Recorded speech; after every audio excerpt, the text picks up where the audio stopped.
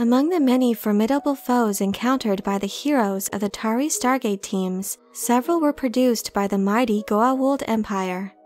Because this empire had come to dominate the Milky Way Galaxy in the early years of the Stargate program, the Goa'uld proved themselves to be a constant threat each time the humans of Earth set out among the stars.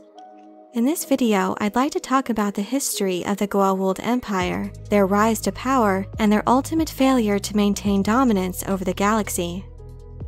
As a parasitic species, the Goa'uld had humble beginnings, evolving in the pools of water found on the planet P3X888. The first major step in their advancement came when they began taking the native reptilian humanoid species known as Unas as hosts. The Unas possess significant regenerative abilities, which the Goa'uld parasites were able to enhance. After discovering and learning how to operate the Stargate located on their home planet, the Goa'uld began traveling off-world, seeking to conquer other civilizations they encountered. As they traversed the network of Stargates left behind by an ancient race of beings that ascended to a higher plane of existence, the Goa'uld began stealing other technology developed by these ancients and using it to their advantage.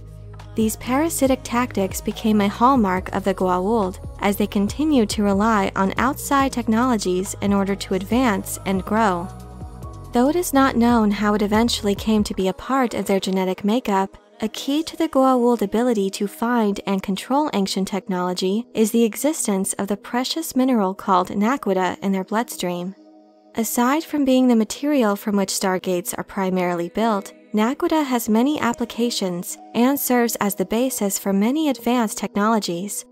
Throughout their collective rise to galactic dominance, the Goa'uld power structure was marked by turmoil, as the transfer of leadership often resulted from infighting among their own kind. This was due in large part to the egomaniacal side effects caused by their continued use of sarcophagus technology, which greatly extended their lifespans. In the early years of the Goa'uld Empire, its rulership had passed hands from Atok, who was murdered by his son Apep. Apep then shared power among his subordinates Ra, Nut, and Thoth. Eventually, another Goa'uld, Lord Anubis, would rise up against and kill Apep. In Apep's name, Ra would rally a force large enough to defeat Anubis and drive him into exile. Under Ra, a new power structure was formed, led by the High Council of System Lords, with Ra serving as Supreme System Lord. Another major turning point in the Goa'uld Empire occurred with Ra's discovery of the primitive human race on Earth they call the Tauri. These humans proved themselves to be far more suitable as a host race for the Goa'uld. Compared to the Unas, human hands were more efficient in the use of tools, and their voices provided greater potential for expression. Their bodies were also much easier for the parasite to repair. Ra began granting the System Lords access to the Tauri, and as such, the Goa'uld began phasing out the use of Unas as hosts and slaves. Humans then became the standard for Goa'uld slave labor, used to work in naquita mines, as well as soldiers and incubators for larval Goa'uld called the Jaffa. By the time the Tauri on Earth overthrew their Goa'uld masters, humans had been seated by the Goa'uld on many of the habitable worlds located throughout the galaxy. While the cruel and destructive methods deployed by the Goa'uld were effective in expanding their empire, not all who held positions of power within their ranks were convinced that this ruthless approach led to a sustainable future. Believing that the Goa'uld should only take willing hosts, Ra's mate, Queen Egeria, sired a legion of mentally imprinted larvae, which she would call the Tok'ra, meaning the resistance against Ra. Though Egeria was eventually captured and placed in a stasis jar, the Tok'ra would continue working behind the scenes to take down the Goa'uld Empire and liberate those they had enslaved. A power vacuum opened up after the death of Ra at the hands of the first Tauri Stargate team on Abydos. The lower System Lords would go on to wage war with each other, but eventually Ra's brother Apophis would take his place as their leader.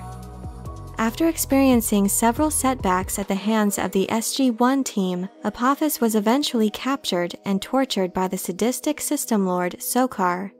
Proving his tremendous resourcefulness, Apophis was successful in launching a rebellion against Sokar, and was able to take control of the rival system lord Harrower's forces as well. The demise of Apophis came after his mothership was knocked off course from the blast wave of an exploding star, transporting his ship to another galaxy where it was quickly infested with replicators, causing it to crash, resulting in his death. This left yet another power vacuum back in the Milky Way, leading to fierce infighting among the remaining system lords. After a long exile, Anubis then re-emerged wielding advanced technology. He was reluctantly restored by the High Council to his former status as a system lord, and thereafter used the knowledge he had gained during his exile and from his experience with Ascension to continue to extract and reuse the technology from other advanced races. These technological advancements solidified Anubis's control over the Goa'uld Empire as he defeated the united forces of lesser system lords who rose up against him.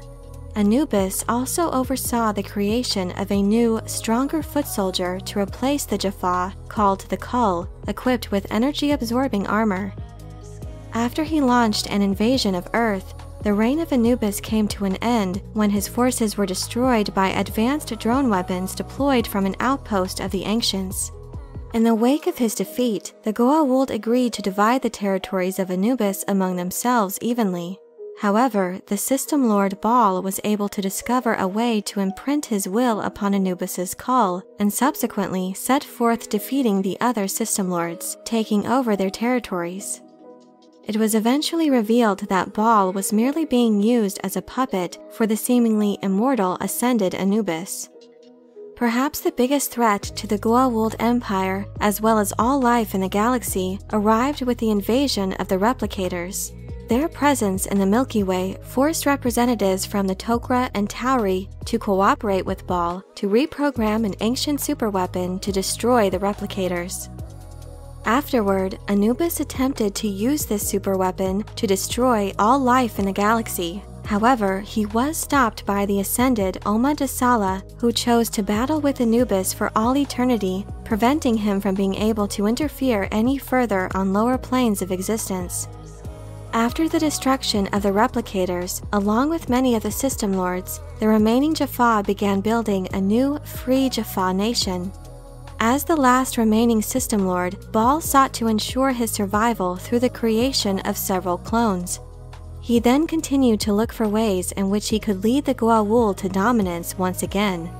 The biggest obstacle preventing him from achieving this goal was the fanatically religious faction of ancient ascended beings called the Ori. Seeking a weapon that could defeat ascended beings, Baal came to learn of the Sangreal and focused his efforts on finding it. Unable to secure this weapon for himself, Baal sought to end the Ori invasion by capturing their leader, Adria, and taking her as a host. This plan failed as he was killed during her capture. Prior to the extraction of his symbiote, the last remaining clone of Baal revealed that the original had a contingency plan involving time travel by using a Stargate in conjunction with a solar flare to change history. Baal's efforts were ultimately thwarted by the Tauri team, who was able to kill the original Baal before he destroyed history. With the death of the real Baal along with the last of his clones, the time of the System Lords and the hope of a restored Goa'uld Empire came to an end. Ironically, it would appear that while their insatiable lust for power and blind ambition was largely responsible for their rise to dominance, it was the qualities that drove this ambition, such as greed and hubris, that ultimately led to their downfall. But I'm curious to know, what you think of the Goa'uld? Is there a particular member of this species or moment in their empire's history that stands out as your favorite? What lessons stand out to you regarding the demise of the Goa'uld Empire? Is there any one factor that you think contributed more than most others? Let me know your thoughts in the comment section below. I hope you enjoyed this video. Leave a like if you did, and be sure to subscribe for more Stargate and other sci-fi and fantasy news and lore. Thank you all so much for your support, and as always, have a very nerdy day.